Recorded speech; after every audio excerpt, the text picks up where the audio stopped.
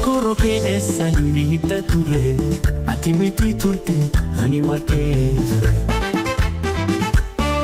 Amma bilbila koo ijaan ilaalaa jira, osoo gara manaatti dhuftee hawwii. Jeeqeen akka cabsu dandeesse, amma baay'inaan dammaqeera.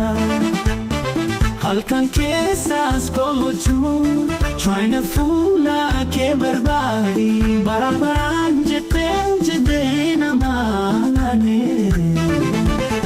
amma baraan ati dhuftee hawwii.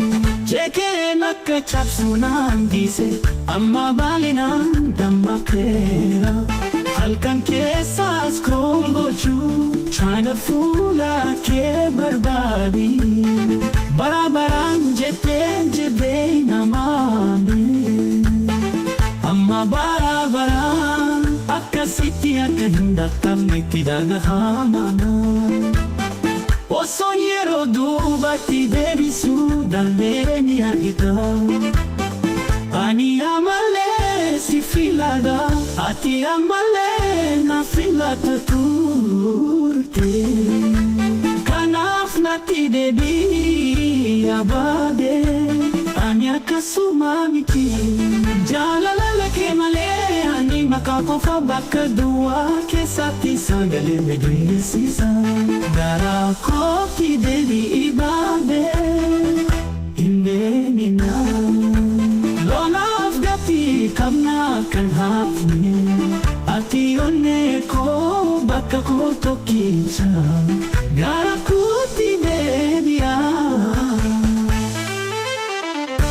Sweatas keessa hunda kaazinaa koo keessa, ammas akka guyyoota duraa urgaa'a. Yeroo ibsaa kushiinaa keessatti shubbifnu, lola hunda keessattis qabate.